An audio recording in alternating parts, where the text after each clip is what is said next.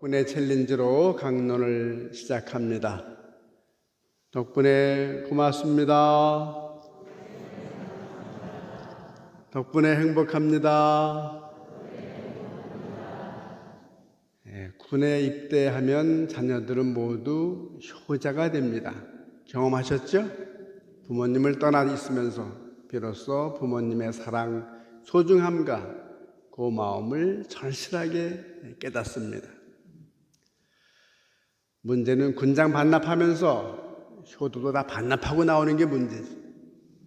건강을 잃으면 더없이 건강의 소중함을 깨닫게 되는 이치. 미국 이민사에서 교민들 성당 모임 회식하며 만난 것을 먹으면서 의뢰 고국에서 먹었던 맛있는 집, 맛에 대한 추억을 이야기합니다. 고국을 떠나 있으면서 더욱 애국자가 되고 조국에 대한 그리움이 더해 갑니다. 떠나 있으면서 친구들이나 가족 그리고 우리 문화에 대한 추억이나 소중함을 더욱 절실하게 깨닫게 되는 이치. 예수님의 부활과 또 승천의 의미를 잘 표현해주는 그런 생활 속의 실예들이라고 할 수 있습니다. 건강할 때 모르지만 몸이 아프면 건강의 소중함을 다시금 깨닫게 되는 그런 이치이죠.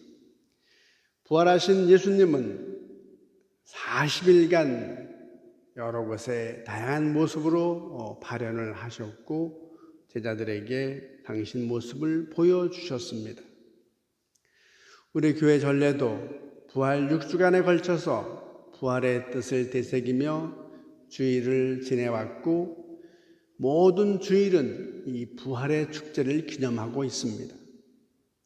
당신의 순환과 죽음으로 인해 제자들의 슬픔, 두려움 이런 것들이 부활 발현으로 인해서 극복시키기 위한 그런 방법으로 부활 발현을 선택하셨습니다. 부활하셔서 함께 하시는 주님을 이제 믿고 싹튼 제자들, 그럼에도 불구하고 더러는 의심하는 사람들이 있었다. 오늘 복음에 나오는 그대로. 그렇게 예수님의 승천 사건으로 조금씩 또 흔들리는 그런 상황이 발생합니다. 하늘의 오르심으로 인해서 시간과 공간 안에서 늘 접할 수 없는 한계로 아쉬움을 갖게 합니다. 그럼에도 불구하고 내가 세상 끝날까지 언제나 너희와 함께 있겠다. 떠나시면서 남기신 이 약속은 무슨 의미일까? 보여주시지도 않으면서 지금 여기 우리들에게도 부활하셔서 한번 보여주시지.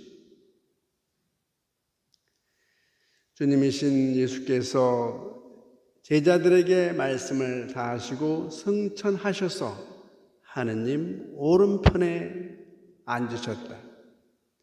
마르코 복음이 전하는 승천 말씀입니다. 승천하시는 예수님은 떠나가는 아쉬움의 미래에 대한 새로운 희망으로 안심을 시키십니다. 반드시 다시 오실 것이라는 말씀을 여러 번 하십니다. 루카복음과 사도행전은 좀 더 장엄하게 예수님의 승천을 그렇게 기록하고 있습니다. 예수님께서는 그들을 베다니아 근처로 데리고 나가셔서 두 손을 들어 축복해 주셨다. 그렇게 축복하시면서 그들을 떠나 하늘로 올라가셨다. 사도들이 보는 앞에서 승천하셨는데 마침내 구름에 쌓여 그 모습이 보이지 않게 되었다. 제자들은 기쁨에 넘쳐서 예루살렘으로 돌아가 날마다 성전에서 하느님을 찬미하며 그렇게 지냈다고 기록하고 있습니다. 승천 하늘로 올라가신 것은 무엇을 의미할까? 구름, 하늘은 하느님의 영광과 그 능력 안으로 그분의 인성이 동참하심을 의미합니다. 우주여행 시대에 공간적인 의미의 승천은 적절한 표현이 아니지요. 하늘에 오르셨다는 것은 구름이 저 하늘 어디쯤이 아니고 아니 계신 곳이 없는 무소부재의 하느님을, 그 하느님의 초월적인 임재에 동참하셨음을 표현한 것입니다. 이스라엘이라는 특정한 지역과 공간, 서기 원년 1세기라는 그런 시대를 넘나드는 모든 장소와 시간,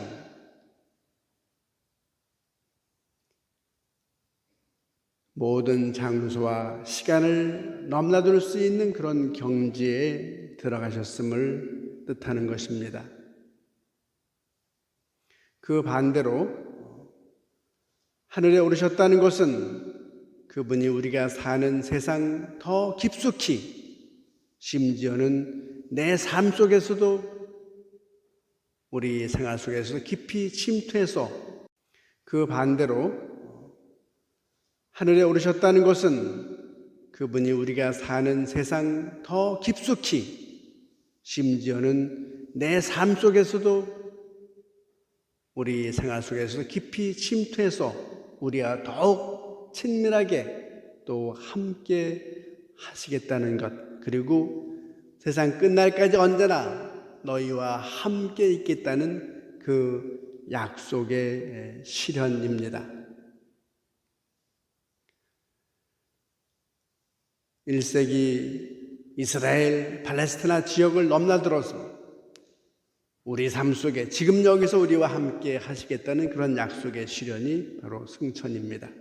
예수께서 우리의 아픔과 어려움, 괴로움, 울부짖는 소리를 들으시는 그 하느님이 계신 곳, 그 옛날 이집트에서 모세에게 이르셨던 음성을 상기시킵니다. 나는 내 백성 이스라엘이 이집트에서 고생하는 소리를 똑똑히 들었노라. 성경에서 하신 그 말씀, 그 하느님이 계신 곳, 그곳으로 임재하신 것입니다. 바로 그곳으로 오르셨다는 것입니다. 그래서 하늘이 저 어디쯤 장소적인 것이 아니라는 것, 무소부재에 안에 계신 곳이 없는 하느님이 세상 깊은 곳으로 임재하심을 뜻하는 것입니다. 예수님의 승천은 예수님과 또 우리와 하느님 나라와의 관계를 변화시켜준 그런 사건이라고 하겠습니다. 이런 승천의 종지부가 없었으면 예수님은 여전히 오늘도 때로는 이태리에서, 미국에서, 대한민국에서 여기저기 야고보에게, 수산나에게, 바오로에게 나타나서 보여주기 바쁜 그런 일을 하고 계셨을 거예요. 예수님과 세상과의 관계를 새롭게 하신 사건이 승천입니다. 승천으로 세상을 등지고 떠나는 것이 아니라 오히려 시간과 공간을 넘나들면서 더욱더 세상 깊숙이 모든 시간과 공간 안에서 다양하게 사람들 안에 자리 잡게 되었다는 것, 제자들에게 내린 성령 강림 사건과 더욱 깊이 연결됩니다. 우리의 눈으로 볼 수 있는 현존은 거두셨지만 우리 신앙인들의 삶 속에 더 깊이 다가오고 또 내 기도를, 내 삶, 내 사정 처지를 알아차리고 이해하고 또 위로해 주신다는 것입니다. 기도하고 고뇌하는 가난한 이들에게 더욱 친숙하게 다가오십니다.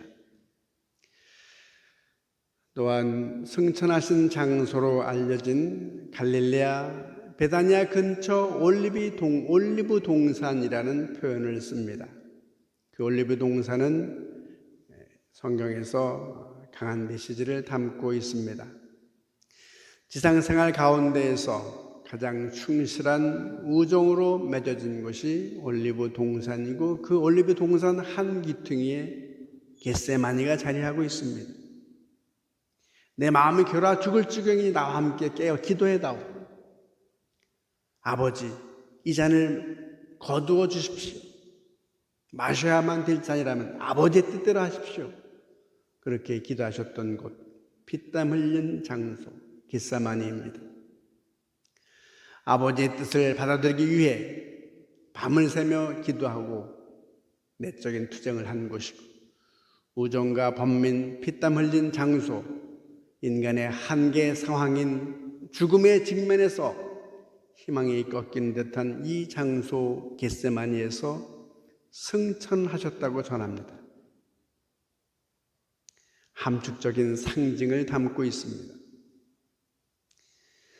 인생 여정에서 겪게 되는 실패와 좌절, 괴로움, 고통, 심지어 죽음까지도 최종적인 패배가 아니라 기쁨과 희망으로, 승리로 바꾸고 극복하는 기회의 터전이 가능하다는 것입니다.